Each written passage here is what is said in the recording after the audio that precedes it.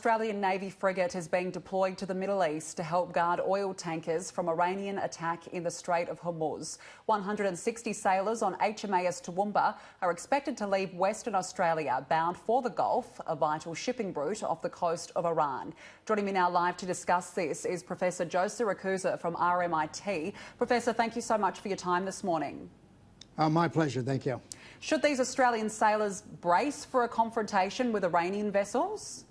Oh, absolutely. The Iranians have a mosquito fleet of small patrol boats armed to the teeth, and they can attack ships in the night or at dawn or whatever it is and get past the radar. Sure, I mean, this is the kind of thing that that's happened in the past, and with the USS Cole a couple of years ago. And you got to be really on high alert. And this is from time to time Australia has to take a leading role. This is what they call the pointy end of the pineapple, and Australia's never hesitated to do these kinds of things. I've been saying for years that Australian foreign policy and American foreign policy on these particular kinds of items are in lockstep, and this is just proof positive that Australia and America are marching to the same tune in the Strait of Hormuz, which, by the way, aside from Britain, not too many people are volunteering for this kind of duty.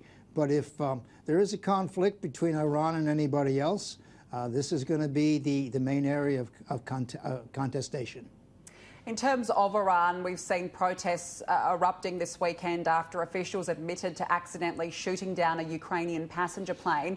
Donald Trump's come out this morning telling the officials there, protect your citizens, do not kill these protesters. What do you make of this reaction by some in Iran to go out and protest? Well, this is really extraordinary.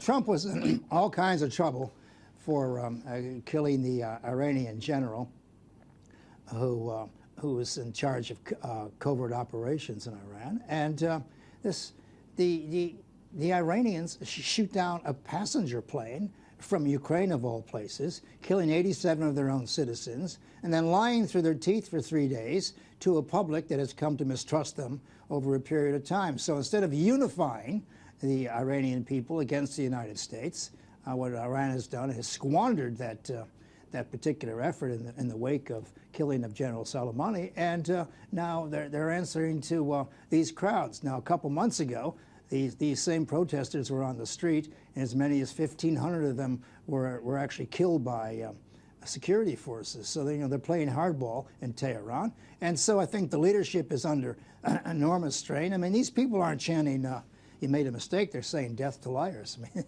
they're going a whole hog on this. So Trump got lucky on this. On the other hand, he faces probably an impeachment trial on Wednesday. So we have leadership in two countries who are on the verge of a war, greatest verge of a war since in 40 years, who are both facing enormous heat from their own public. So I always think there's a lot of pressure on leaders to do something dramatic to get people off their backs and distract the picture. So I think we just have to buckle up from here on and see what happens.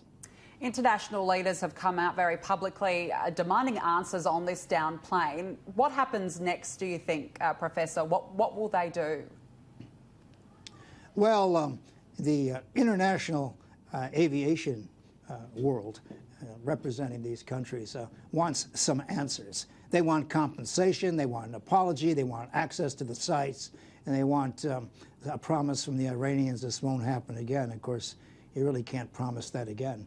And I think the Iranians will give them about 90% of what they want. But keep in mind that the Iranian unit that shot them down is the most protected unit in Tehran. That is, it belongs to the Revolutionary Guards. And these people are supposed to be at the vanguard of defending Iran, when in fact they're blowing planes out of the sky. So they're starting to look fairly incompetent. But I think the Ukrainians, and I have to get a kick out of the president of Ukraine. He's actually kind of bossing these people around. This is the guy who was supposedly bossed around by Trump a couple months ago. Zelensky's doing a great job of keeping the Iranians honest on this. And I think if you can't fly in a commercial aircraft without worrying about being blown up from beneath, I think it's a very bad time for the airlines, the international industry. So I think they're going to put enormous pressure on Iran. But Iran didn't need this. And so facing a possible war with the United States, trying to rein in their proxies around the Middle East, and these people in Hezbollah and Yemen and in Syria, they may do a number of things in the coming days in the name of Iran, which Iran doesn't want right now. So Iran's riding the tiger, and this downing of this particular aircraft doesn't help. And of course, the whole world could see that they were lying. And that's the beauty of radar and signals intelligence and television. Everybody can see what you're doing. You can't hide a thing. That's very true. How closely, Professor, do you think that the US will be watching the fallout from this downed plane?